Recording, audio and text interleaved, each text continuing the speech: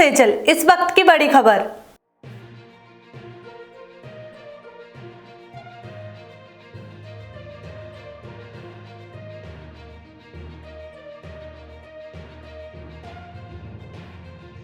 दिल्ली में Sewa Singh Bali national panthers trade union general secretary ने press वार्ता के दौरान किया हंगामा। यह प्रेस वार्ता जम्मू कश्मीर और लद्दाख में 35,000 एसपीओएस को न्याय दिलाने के लिए की गई थी। इस प्रेस वार्ता में सेवा सिंह बाली को दिल्ली के दिग्गज नेताओं का समर्थन मिला और retired supreme court chief justice से उन्होंने मिलकर 35,000 एसपीओएस का दुख दर्द बयां किया।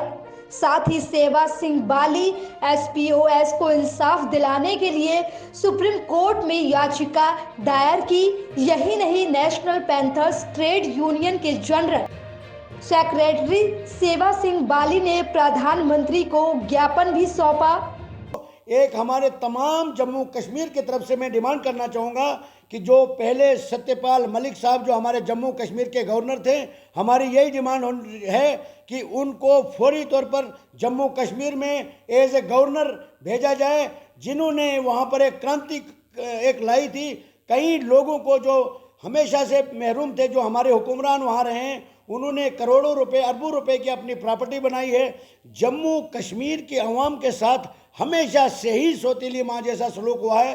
पिछले 70 साल से जब हमारे जो प्राइम मिनिस्टर नरेंद्र मोदी साहब आए थे, जो इनके हमने ख्यालात सुने थे, तो हमें उम्मीद एक जागी थी कि जम्मू कश्मीर के लोगों को भी इंसाफ मिलेगा।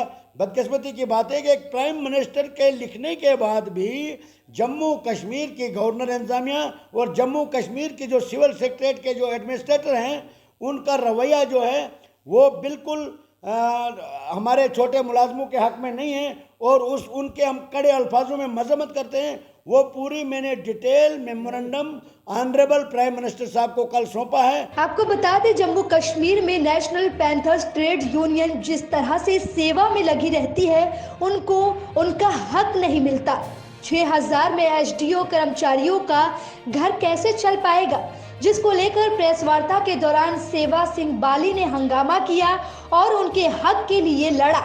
उन्होंने कहा कि इन 35,000 लोगों को उनका हक मिले, जिसे लेकर उन्होंने प्रधानमंत्री को ज्ञापन सौंपा और कहा कि 16,000 सैलरी दी जाए। इस बीच इसी संबंध में अब हिमाचल में भी एसपीओ को उसी की तर्ज पर सैलरी दी जाए, जो आज जम्मू और लद्दाख में मिल रही है।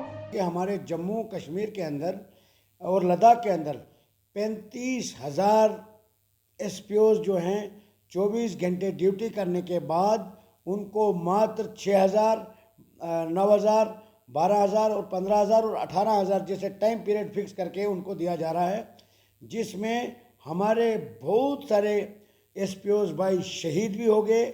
और मैं अपने तरफ से उनको सलूट करता हूं, क्योंकि जम्मू कश्मीर के जो काफ़ी हालात जो कई बार बिगड़ी हुई हालात के बावजूद भी वो नौजवान साथी कौमी धारा में आके, बेल्ट फोर्स में आके अपने देश की रक्षा के लिए अपनी ड्यूटी सरअंजाम दे रहे हैं।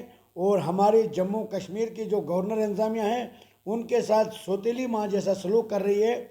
उस लड़ाई को मैं पिछले 6 साल से कंटिन्यू लड़ रहा हूँ। पूरे वर्ल्ड में एक प्रधानमंत्री का डंका बजता है। हमें पूरी उम्मीद है कि वो जम्मू कश्मीर के तानाशाह ये जो एडमिनिस्ट्रेटर हैं, उनके ऊपर एक्शन लेंगे और वहाँ के लोगों को जो पिछले कई सालों से, जिसमें डेली वेजर हैं, रेबरे खेल है, आंगनवाड़ी वर्कर हैं, होम गार्ड हैं, हमारे तमाम डिपार्टमेंट में जो डेली वेजेस है, उनको तनख्वाहों से महरूम रखा गया है कि 35,000 प्लस एसपीओज उनको मैं ट्रीट कर रहा हूं एज ए फैमिली मेम्बर।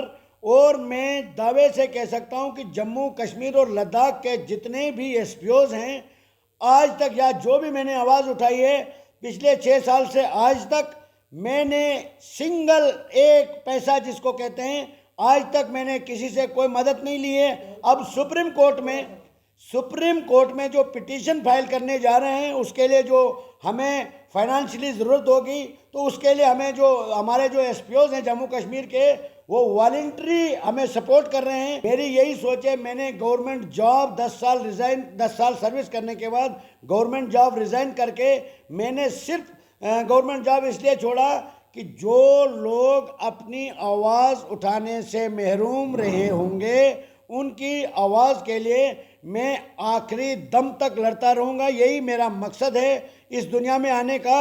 और इस दुनिया में जब तक मैं ज़िंदा हूँ, जहाँ भी बेइंसाफ़ी होगी, हिंदुस्तान के किसी भी कोने में बेइंसाफ़ी होगी, सेवा सिंह बाली आप वहाँ आपको दिखेगा, वहाँ के लोगों की आवाज़ को बुलंद करते हुए।